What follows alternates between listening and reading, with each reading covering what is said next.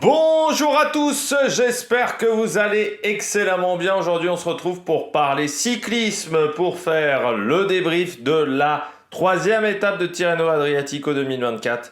On va revenir un petit peu sur tout ce qui s'est passé sur cette étape. N'hésitez pas à vous abonner à la chaîne, à réagir dans les commentaires, à mettre un pouce bleu, à partager la vidéo sur les réseaux sociaux, notamment auprès de vos proches si vous pensez que ça peut les intéresser.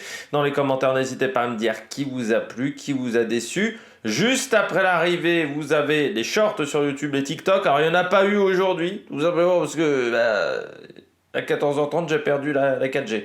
Il faut savoir que j'ai plus d'internet fixe depuis le 26 juin. Hein, ils ont volé les câbles. Et que la bande 4G était en panne pendant 2 heures. Voilà, donc ça a été un petit peu le bordel. J'ai réussi à récupérer Tirreno Adriatico parce que Eurosport 2 le rediffusait. Sinon, j'aurais été dans la merde. Mais voilà, ça a été un bordel monstre parce que en fait, en ce moment, je regarde les deux en parallèle sur mon ordinateur. Quand j'ai plus internet, ça fout un petit peu la merde. Forcément. Du côté de Tirreno Adriatico 2024, étape intéressante dans le final parce que ça a été du beau boulot quand même dans la situation finale. Donc on a eu notamment la grosse accélération de l'AEF pour accélérer le rythme. Ça n'a pas suffi pour lâcher Philipsen. Ça n'a pas suffi du tout même pour le lâcher. Pourtant, ils ont mis un gros rythme dans la montée. On a vu Carapaz notamment qui roulait à bloc pour Bettiol. Mais Merlier et Philipsen ont été trop forts à ce moment-là. Ensuite, dans le final, le Belge est un petit peu seul. Jasper Philipsen, c'est-à-dire qu'il y avait plus grand monde avec lui. Il a dû demander à ses équipiers d'attendre un petit peu parce que à quelques kilomètres de l'arrivée, c'était plus que deux devant lui. Ce qui fait que là c'était un petit peu compliqué. Derrière, Milan a appelé à la rescousse Jasper Stuyven. Je pense qu'il s'est même fait un petit peu engueuler dans les oreillettes, qui a fait un énorme travail dans le final. Et puis dans le dernier kilomètre, on avait un dernier virage très très compliqué, un petit peu en dévers, en descente. Vauquelin l'a très bien pris. Philipsen, lui, est tombé, comme Axel Zinglet, comme également Stefano Oldani du côté de la Cofidis. Et ça a totalement modifié le sprint. On s'est retrouvé avec Kevin Vauquelin en tête, qui a regardé un petit peu derrière, il s'est dit, bon, faut que je lance maintenant, sauf qu'il lance, il n'est pas au top de sa vitesse. Et puis surtout, c'était une grosse montée. Et derrière, ça a profité à Milan, ça a profité à Bauhaus, qui l'ont dépassé. Et donc aujourd'hui, c'est l'Allemand Phil Bauhaus qui l'a débordé. Et qui s'est imposé aujourd'hui. Je suis toujours surpris avec Bauhaus, le nombre de commentateurs qui disent Bauhaus. C'est pas Bauhaus, c'est Bauhaus. Alors là, je suis sûr de moi. Autant il y a des trucs, je suis pas sûr de moi. Comme Maintis, je suis toujours pas sûr parce que moi, je pense qu'il faut prononcer Maintis un petit peu à gérer une sorte de néerlandaise. Parce que en Afrique du Sud, il y a pas mal de mecs qui étaient d'origine néerlandaise et qui sont arrivés en Afrique du Sud. Donc je pense que c'est Maintis. Mainties, mais le mine, je pense qu'il faut vraiment le dire mine. Bauhaus, je suis sûr de moi. Parce que j'ai fait allemand quand même, LV2. Alors, j'étais nul, mais je me souviens que AU en allemand, c'est AO. Donc c'est Bauhaus. C'est-à-dire qu'il y en a des qui disent Bauhaus. Bah non, ça peut pas le faire, Bauhaus. C'est Bauhaus. Voilà, le nom de l'allemand. J'aimerais bien que ça soit corrigé. Autant on me fait chier avec les Belges, avec les noms belges mal prononcés, autant un nom allemand, ça passe crème. Les noms allemands mal prononcés, Kemna, c'est Kemna, parce qu'il y a un petit, ce qu'on appelle un umlaut en allemand, donc un tréma, voilà, parce qu'à chaque fois je dis le mot allemand, un petit tréma au-dessus du A, donc c'est Kemna, normalement, comme par exemple Gino, c'était Meder, et pas Mader, c'était Meder, parce que voilà, il y avait un umlaut, c'est pareil aussi, voilà, avec les noms un petit peu allemands, je trouve qu'on les prononce souvent pas hyper bien, voilà. On regarde tout de suite les coureurs au top. Attaque de Marlou. Le vainqueur du jour, Bauhaus, aujourd'hui, qui fait du bon boulot. Le coureur allemand bien emmené, Caruso, Pasqualone, qui ont fait du bon boulot.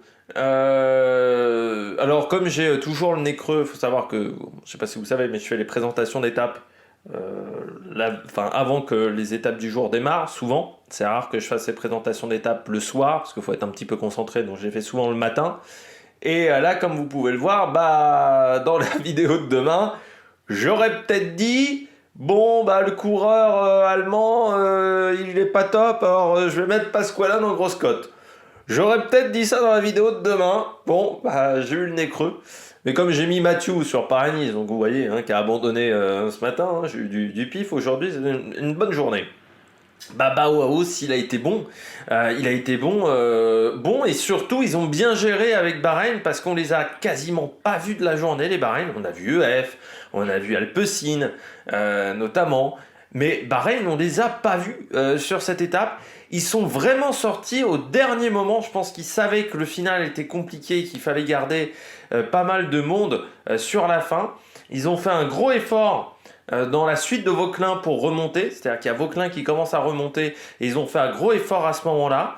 Et après, bah, il s'en est très très bien sorti. Et surtout, Bauhaus, contrairement à Milan qui a dû un petit peu batailler, je pense que ça lui a fait perdre un petit peu d'énergie, il a dû un petit peu sortir les coudes. Bauhaus, il a toujours eu une bulle autour de lui pendant tout le sprint, pendant tout le sprint final, ce qui l'a pas mal protégé. Ensuite, il y a ce fameux dernier virage qui pour moi était, à 300 mètres d'un sprint, tu peux pas avoir un virage comme ça aujourd'hui. C'était hyper dangereux et surtout c'était hyper technique comme virage. Et sur la pluie, en plus, c'était bon, voilà, il y avait tout réuni pour que ça soit le bordel, mais même sur le sec, parce que c'est un virage qui est un peu en dévers, donc c'est compliqué de répartir son poids du côté d'un cycliste au bon endroit. Et puis surtout, forcément, tu te déportes vers l'extérieur. Et avant un sprint, on savait qu'il y aurait certainement un accident à ce moment-là. Bon, il y a eu quand même 3 coureurs qui sont tombés. Mais du côté de Bauhaus, bah, il a bien profité de cette situation. Caruso a fait un bon boulot. Pasqualone on fait un bon boulot aujourd'hui du côté de la Bahreïn. Et c'est la première victoire de la saison pour Bauhaus qui, pour moi, et je pense, on parlait de Klein, mais je pense que Bauhaus, ça fait partie des coureurs un petit peu sous-estimés dans le peloton. Parce que Bauhaus a pas forcément eu de grandes victoires jusqu'à maintenant. Bon, ça commence à être de mieux en mieux à 29 ans pour l'Allemand, mais c'est vrai que jusqu'à maintenant, ces victoires se sont surtout résumées à des courses, on va dire, de deuxième catégorie. Et c'est un coureur qui n'est pas énormément réputé quoi, aujourd'hui dans le peloton, ce qui je trouve est un petit peu dommageable. Donc voilà, belle victoire de Phil Bauhaus devant Jonathan Milan aujourd'hui. Et j'ai bien aimé son sprint, hein, parce que Milan, on sait que sur les sprints un petit peu en montée comme ça, il est très très fort. Mais là, encore une fois, il a perdu, je pense, pas mal d'énergie à jouer des coudes. Et puis surtout, Milan, il est en forme parce que il avait fait une belle première étape, un bon chrono à Lido des Camaiore. Donc, c'est vrai que pour Bauhaus, il a quand même battu un mec qui était en bonne condition physique, alors que lui avait eu un début de saison un peu moins top, notamment du côté de l'Australie. Deuxième coureur top, c'est Vauquelin. J'en parlais dans les commentaires il y a quelques jours, on me parlait de Skelmose. J'ai dit Skelmose, on me parlait comment tu vois Skelmose. Moi je dis toujours, je vois Skelmose plus comme un coureur de classique que comme un coureur de grand tour. Et je dis toujours, il y a un parallèle en France, c'est Vauquelin. Pour moi, Vauquelin, c'est pareil que Skelmose. Pour moi, c'est le même profil de coureur. C'est encore un coureur qui n'a rien démontré sur un grand tour, comme Skelmose, parce que le Tour de France de Skelmose n'était pas exceptionnel, le Tour d'Espagne de Vauquelin n'était pas dingue non plus. C'est des coureurs qui ont d'énormes qualités de sprint, pour des profils comme ça, puncher, grimpeur, je crois même c'est presque du jamais vu, parce que on pourrait dire qu'ils ont les mêmes qualités de sprinter presque qu'un Sagan de début de carrière. Mais Sagan a progressé dans le sprint ensuite. C'est rare quand même que des mecs qui grimpent aussi bien soient aussi forts au sprint. Ils sont très bons au contre-la-montre l'un comme l'autre. Skelmose est aussi pas mauvais sur le contre-la-montre. Pour moi, c'est vraiment le même profil de coureur. Et avec la même question qui se pose pour moi, c'est qu'est-ce que ce sont plus des coureurs de grand tour ou plus des coureurs de classique d'un jour? Moi, pour moi, ce sont plus des coureurs de classique d'un jour que des coureurs de grand tour. Ce que j'aime avec Vauquelin, c'est qu'aujourd'hui, il a frotté déjà, parce qu'il a dû faire sa place, il était un peu seul dans le final, chez Arkea. C'est un coureur qui n'hésite pas à saisir sa chance. C'est un coureur qui n'hésite pas à être opportuniste. Pourquoi il a autant de bons résultats pour le moment Vauquelin?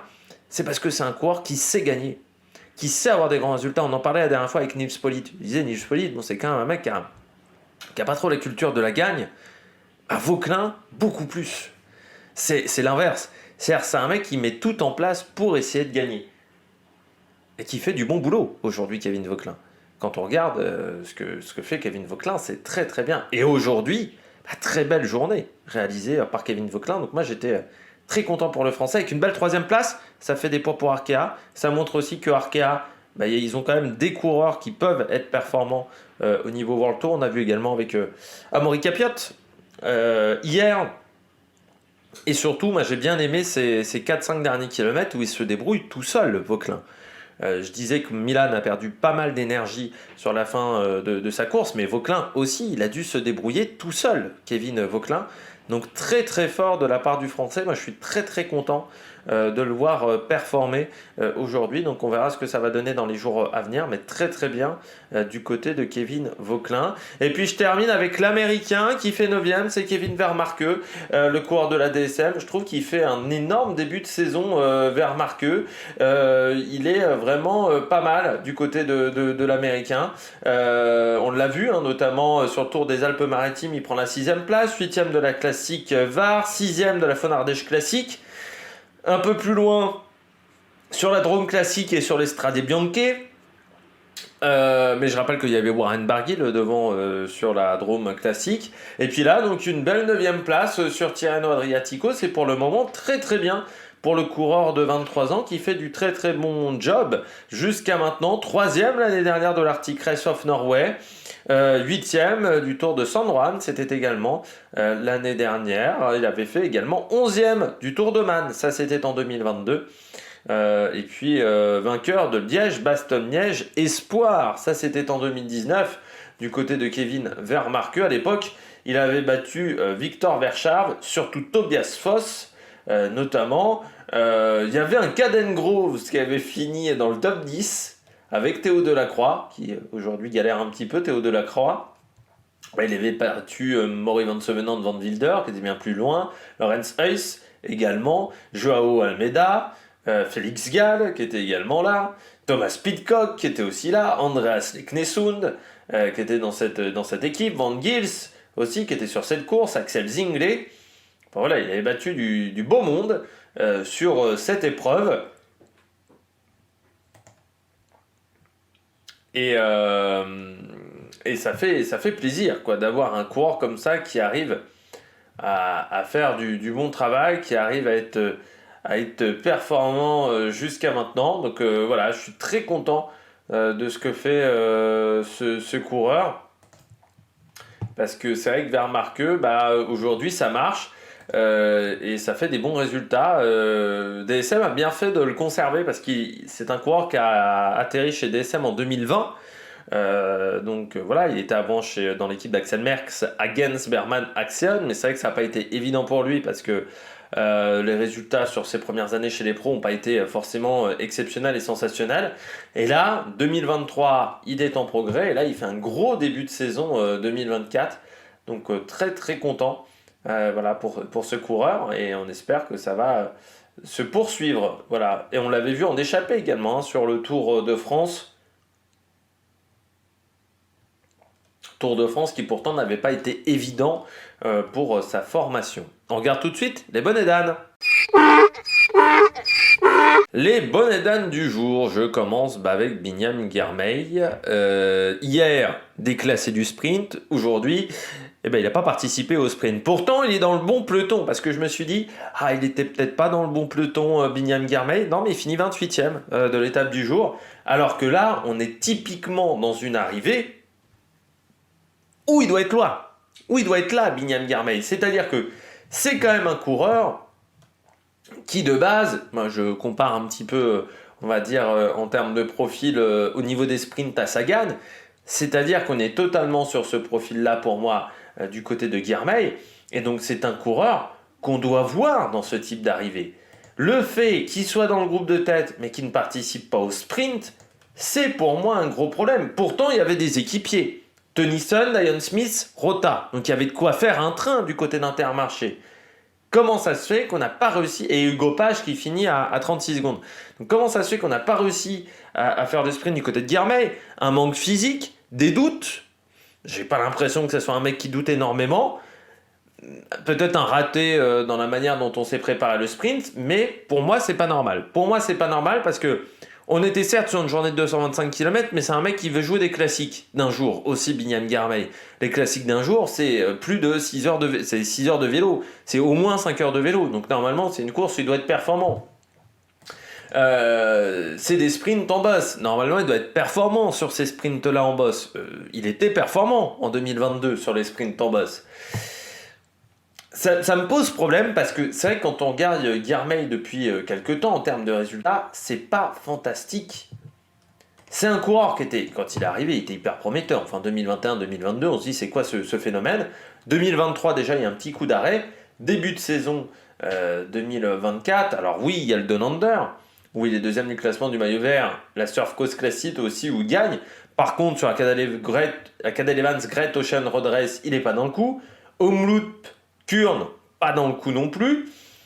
Et bon, déclassé hier à Follonica avec un sprint totalement irrégulier de sa part, 28e seulement aujourd'hui, c'est pas exceptionnel pour le coureur érythréen. Il a marqué 245 points au niveau UCI, en sachant qu'il y a 125 points cadeaux sur cette Surf Coast Classic qui valait 125 points. Sinon, sur les épreuves World Tour, c'est pas fantastique, hein. C'est pas suffisant, surtout pour Binyam Girmay. Or, il est un peu payé pour faire ça, donc on va voir comment ça va se poursuivre pour le coureur de l'Intermarché. Mais c'est vrai que pour le moment, c'est un petit peu décevant depuis un an ce que propose le coureur érythréen. C'est vrai que depuis mars de l'année dernière, pour moi, ses derniers gros résultats, c'était Tirreno l'année dernière. C'est un peu compliqué, quoi. On poursuit avec le coureur d'Israël, Ethan Vermon. Que dire d'Ethan Vermon? Je m'attendais à ce qu'il passe aujourd'hui. Tout simplement. C'est-à-dire que Ethan Vermon, c'est aussi un sprinter qui passe bien les bosses. On l'avait vu sur le Tour de Catalogne en 2022 également, où il avait été très bon sur ce Tour de Catalogne. Là, je me disais, Ethan Vermon aujourd'hui, bon certes vous avez Corbin Strong, mais Corbin Strong pour moi ça va pas être suffisant, et le problème de Corbin Strong c'est que c'est pas le mec le plus rapide au sprint, et pour moi tant que tu avais des Philipson et autres, ça va être compliqué qui cherchent un résultat. Et pour moi tu avais Ethan Vermon qui aujourd'hui était un coureur qui pouvait faire un bon résultat, qui a les qualités normalement sur ce type de parcours, et là il n'a pas réussi à passer. Alors est-ce que c'est le kilométrage du côté d'Ethan Vermon qui a fait que ça a été trop compliqué pour lui? Est-ce que tout simplement il n'est pas encore au top de sa condition physique? Mais certes il y avait 2600 mètres de dénivelé positif, mais sur 224 km, donc ça veut dire que c'était pas si énorme que ça vu la distance. Donc normalement c'est un coureur qui est capable de passer ce genre de difficulté. Ethan Vermon, là, si on fait un comparo, quand il s'impose sur le Tour de Catalogne, c'est pas l'étape la plus dure, et il y a 2500 mètres de dénivelé positif, et l'étape fait 206 km. Donc voilà, il y a la différence n'est pas énorme. Et quand il s'impose sur le Tour de Romandie, je crois que l'étape était un peu plus plate. Ouais, il y avait quand même 2300 mètres de dénivelé positif sur 170 km. Donc c'est quand même un mec qui normalement passe ce genre de profil-là. Donc peut-être tout simplement une condition physique qui n'est pas encore fantastique. Et puis, il faut rappeler aussi que c'est un coureur, Ethan Vermon, qui a changé de crèmerie. Il était chez Soudal Quick-Step, il est passé chez Israël. Il faut s'adapter à un nouveau matériel, peut-être un petit peu moins bien, avec les vélos Factor du côté d'Israël, qui, je pense, sont un peu moins bons que les Specialized. Donc c'est peut-être là le problème pour le coureur anglais qui a commencé sa carrière en 2022 chez Soudal Quick-Step, chez Quick-Step Alpha Vinyl, avant de rejoindre Soudal Quick-Step, de continuer avec Soudal Quick-Step en 2023, de rejoindre Israël en 2024. On va y arriver. Et puis on termine avec un dernier concurrent du côté de ces flops. Eh bien c'est Alexander Camp. Je suis assez déçu du début de saison d'Alexander Camp. Alors c'est vrai qu'on m'avait mis dans les commentaires, il est irrégulier. Certes, bon, peut-être pas le mec le plus régulier au monde, Alexander Camp, mais quand même, comment on passe d'une saison 2023 qui est pas mauvaise, je pense notamment à son région de Pays de la Loire Tour, qu'il avait remporté, mais il avait fait quand même des belles places d'honneur l'année dernière, sur notamment l'Amstel, sur la Flèche Brabanson, il avait été très bon, sur le Grosse Preis des Cantons à Argo,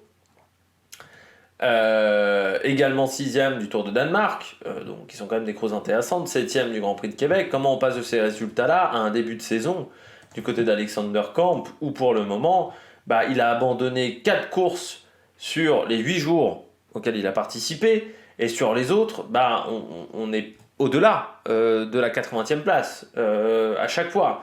Et sur les étapes en ligne, on est au-delà de la 130e place. C'est ça qui est assez incompréhensible. Je vais vous donner ces résultats. Donc, abandon au Trofeo Calvaire, 148 au Trofeo Cesc Salines, abandon à Serra de Tramuntana, à Polancha, à Strade Bianche. C'est rare quand même d'avoir une pause aussi importante entre janvier et mars, de ne pas courir en février maintenant, de commencer en cette période de l'année et de ne pas courir ensuite derrière. Tirreno Adriatico, 86e le premier jour, 174e hier, 160e aujourd'hui. Il n'a participé pour le moment à aucun sprint. Il n'a eu aucun rôle dans cette équipe Tudor. C'est quand même un petit peu inquiétant parce que c'est un coureur qui est en fin de contrat, parce qu'on sait qu'il y a du monde chez Tudor, parce qu'on sait que Tudor veut progresser également dans la hiérarchie. Donc ça serait bien quand même du côté d'Alexander Kamp qu'on progresse et qu'on arrive à obtenir des résultats dès à présent, dès maintenant, parce que pour le moment, c'est pas suffisamment bon du côté du coureur de la Tudor. J'espère que vous avez aimé cette vidéo. N'hésitez pas à vous abonner à la chaîne, à réagir dans les commentaires, à mettre un pouce bleu. Nous, on se retrouve demain, 9h, pour la présentation de l'étape du jour sur Tirreno Adriatico, et puis 7h30 pour l'étape de Paris-Nice. Allez, ciao ciao sur l'Amérique Production.